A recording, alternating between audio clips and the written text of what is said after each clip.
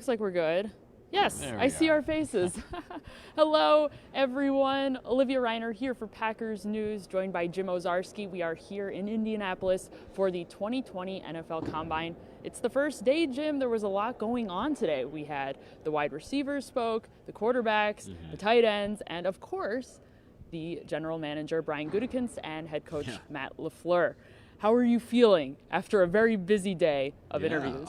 All the things in the new Combine condensed schedule. So not only did it change for the people who are here to evaluate players, the players themselves, but us as we tried to, we saw Matt LaFleur for the first time since his season-ending press conference, about a month ago-ish. Bryan Bulaga met with some of us before coming down to Indianapolis, so good to catch up with them. But yeah, it's been a long morning, afternoon, late afternoon, definitely a long day. Yes, so everyone bring your questions over on our Facebook page. I will be taking a look at those questions and fielding some of them. We'll answer some of them today on our live stream. If you want to keep it specific to the wide receivers and quarterbacks, feel free. We'll be live throughout the rest of the week talking about, I'm sure some of you have some questions about inside linebacker. That might be a position of interest. Defensive line, offensive linemen go tomorrow. So maybe save your questions until then. However, we will be discussing the quarterbacks and the wide receivers. Today, we've got our friend Hugo in here. Hello from Portugal. So I think, why don't we start by talking about the wide receivers and what the Packers have done in most recent drafts. If you look back to 2018, the Packers selected Jamal Moore, Marquez Valdes-Scantling, and Equanimous St. Brown. In the middle rounds of the draft, 2019, they didn't take any wide receivers.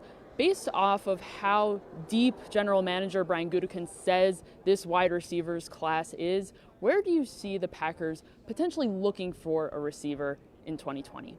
Yeah, obviously he's not going to reveal his board, but I look at history and I don't see a first-round pick here. I might not even see a second round. I mean, although the second round that's picking 60, so that makes more sense to me, Olivia, because if you go back, I guess a little further, Davante Adams was not a first rounder. You go back to Greg Jennings and Jordy Nelson and Randall Cobb.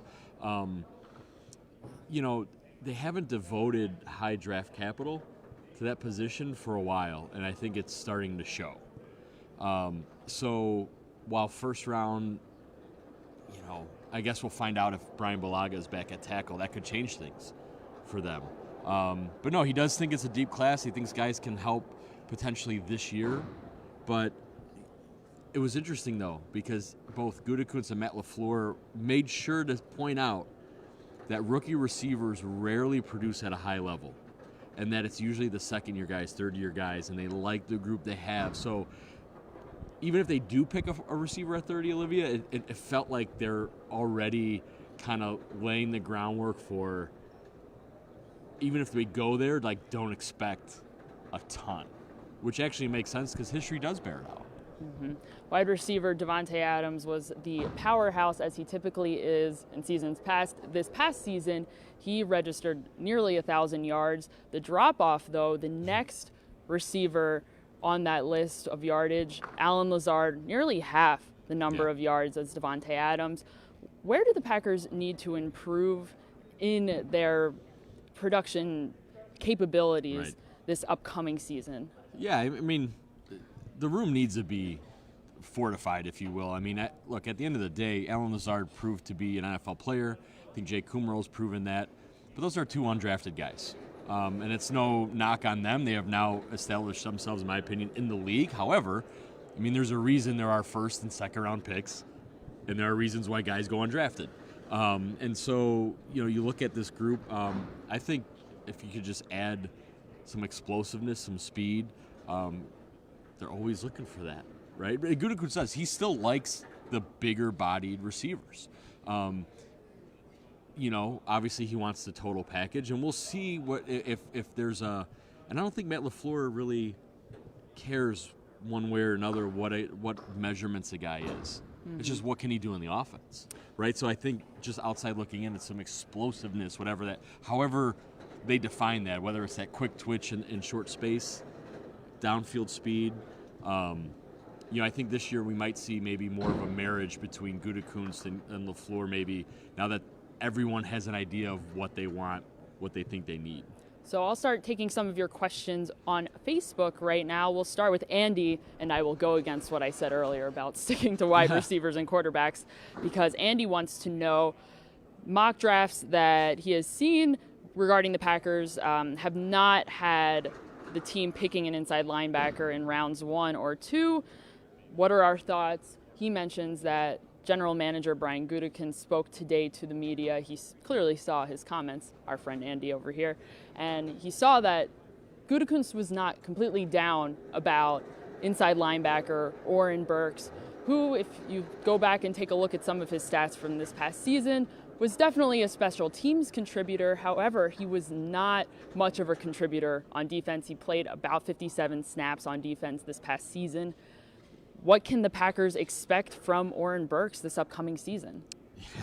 I know I think it's so hard to say, because if you can remember this time last year, Olivia, I mean, they were talking about James Crawford getting a shot to play inside middle linebacker, and the guy, he didn't make the team. He was gone before the first game of the season. So on one hand, there's that part of that, right? As we hit free agency in the draft, but I think Burks will be here. I think Ty Summers will be here. What to expect? Honestly, Olivia, I don't know. He hasn't been healthy, right? He has all the measurables, but we haven't seen it. And for whatever reason, whether it's a combination of health, someone in front of him, Mike Pettine's scheme, not doing the right things in practice to get on the field, I know that's not a great answer to that question, but I don't know.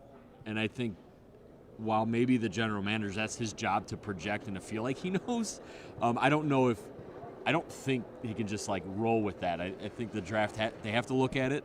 And even in free agency, if there's a mid-tier sort of veteran like a B.J. Goodson type that they can bring in for competition. Gutekunst was also elusive about the status of linebacker Blake Martinez and what his future is going to be like in Green Bay, if he's going to be back in Green Bay. On paper, you look at how he performed this past season. He led the team in tackles. Why might the Packers not decide to bring him back this upcoming season? I mean, it could be strictly financial. I mean, Martinez at a point where is about to be an unrestricted free agent. And so, unless the Packers were to come in with what Martinez felt was a fair market value, he would do himself a disservice to not at least see what the market bears out. And then once you get to that point, even if the inside linebacker market is flat, well, at that point, maybe the Packers are now moving on and finding other things. So not to say Blake Martinez wouldn't be back, but it feels like put it this way, you rarely see guys truly test the market and then come back to the team that they're, it's rare. Not that it can't happen, but it feels like, I know, unless they make the money work, but it feels like, if I'm Blake Martinez, I for sure want to see what's out there. And then maybe the Packers can't afford that. Mm-hmm. We have Josh. He wants to know, what are the Packers going to do when Aaron Jones and Jamal Williams, what are they going to do with these two guys when their contracts are up? Are they going to pay both? How do you even begin to approach that, considering the fact that Aaron Jones is probably going to be a costly guy if they want to keep him around in the future, while also considering that they need to have some depth at running back? Right. This is not probably a popular answer because the whole hashtag free Aaron Jones movement. If Aaron Jones has, first of all, I don't think he's going to get an extension before the year.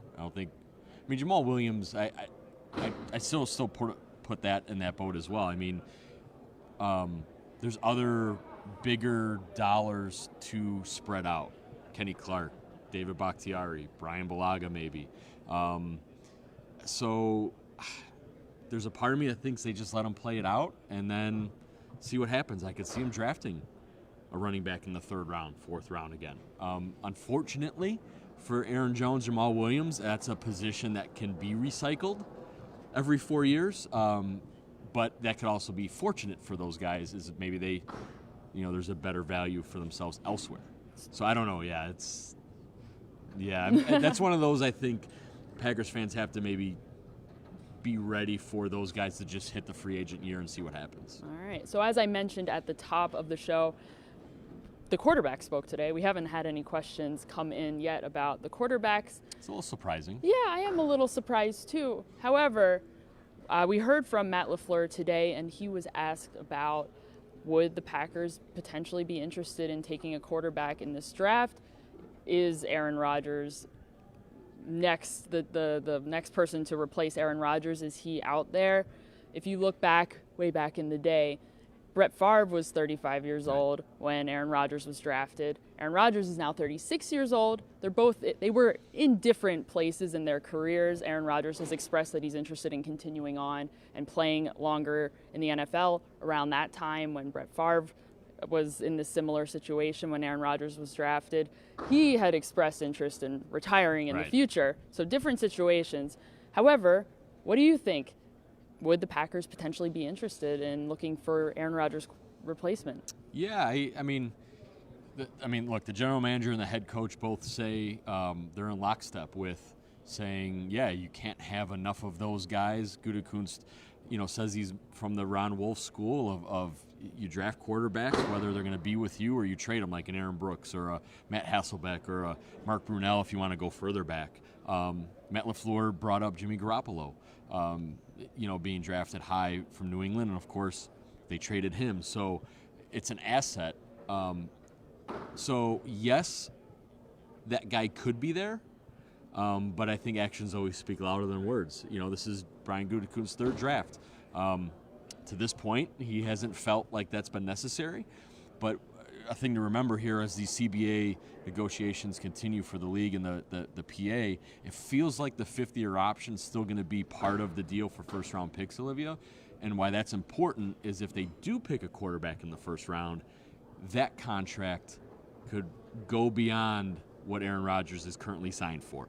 So I think that, you got to add that into the window now of the general manager's big board of terms of, the roster playing out and money being played out, 3 to 5 years down the line. Brian Gutekunst acknowledged today that he pays attention to even the top-ranked quarterback prospects here at the Combine every single year, not just this year. Jim, when you were walking around today, listening in on some of these podium conversations, did you pay attention to any quarterback in particular? Well, it was, of course, it all starts with Joe Burrow, number one, right? And sort of he, to his credit, I guess, tried to sort of tamp down any thought that he would force a trade and, or force Cincinnati's hand to trade him or not pick him or whatever it may be. And he tried to say, look, if I'm picked, I'm not going to play. And I think that probably stabilizes some things a little bit. But after that, it's hard because, Tua, I'm not going to go with the last name because honestly, I don't think he'll be in Green Bay. So good for him. It feels like he's going to be healthy and another top pick. And the reason that matters though is because guys like that create the movement.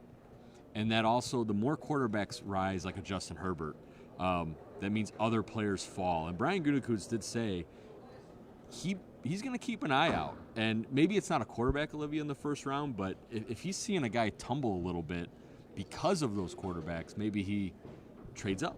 No, possibly. We'll see. But yeah, so we'll just see. in general for We'll quarterbacks, it's hard because at 30, it's hard to kind of know who would be there. Again, we go back 15 years ago this year is Aaron Rodgers. Who would have thought he'd be there at 24? So who's to say someone doesn't tumble down the board that Brian Gutekunst thinks is that guy? Mm-hmm. Well, he might not be that guy, but former Ashwaubenon High School quarterback James Morgan spoke today and spoke to the media. It was interesting to hear from him. He seems like a charismatic guy. He wore number 4 for a period of time, and then he switched over to number 12. I wonder why he did that, Jim. What do you think? Yeah, it's not a local guy. It seems like it would make sense that he has a little bit of some. Hey, look, if you're going to be a quarterback and you're growing up in Wisconsin at this age, there's no better tandem, Brett Favre and Aaron Rodgers, to sort of emulate your game after. Yeah. So I'll take this question here from Norman. If Bryan Bulaga walks and the Packers don't bring back Valdir, do the Packers have to find his replacement early in the draft or in free agency? Jim is nodding his head. Jim, where can the Packers find good right tackles? Is it A, on trees, B, in early rounds of the draft, C, possibly in free agency, but at that point, maybe you just want to keep Bryan Bulaga? Yeah, I think, well, that's a big part of this week, Olivia, is finding out through the back channels if you can afford to keep your right tackle. And it may be a want to. I mean, maybe the Packers don't want it, and maybe they feel they can find that guy. Look, Bulaga was a first-round pick. David Bakhtiari is the outlier, guys. Like, you don't really find franchise left tackles. You don't find franchise any tackle in the 4th or 5th round. Like, that's not – you probably find him on a tree before the middle rounds. So, yeah, if he's going to go, you got to do it at 30 because you want to find a guy who's going to start. You know, this is not the guard situation. You know, people are like, oh, Lang and Sitton and Elton Jenkins. You can find guards in the middle rounds who can start for you right away. That's my belief. I think in history would bear that out. So, yeah, that's a big deal. I think we talk about quarterback and receiver. To me, the Bulaga situation sets the tone for the draft, in my opinion, because, I don't know, you just get like a mix of guys that – I mean, maybe that's fine, but it's tackle. It's Aaron Rodgers. You don't – I don't know. To me, I don't think you risk that with, like, having a 4th rounder or some, like, middle-tier veteran free agent who some other teams didn't want. Well, we get to hear from the offensive linemen tomorrow, guys, the Yeah. next day of the NFL Combine. We'll also hear from the running backs, too. So we'll reignite all of the conversations that we had tomorrow. Once again, maybe it'll be our friend Jim. Perhaps it'll be our friend Tom Silverstein, who is also with us here in Indianapolis. So make sure you come back over to Packers News wherever you're consuming us on our social platforms. We will have more live streams throughout the week.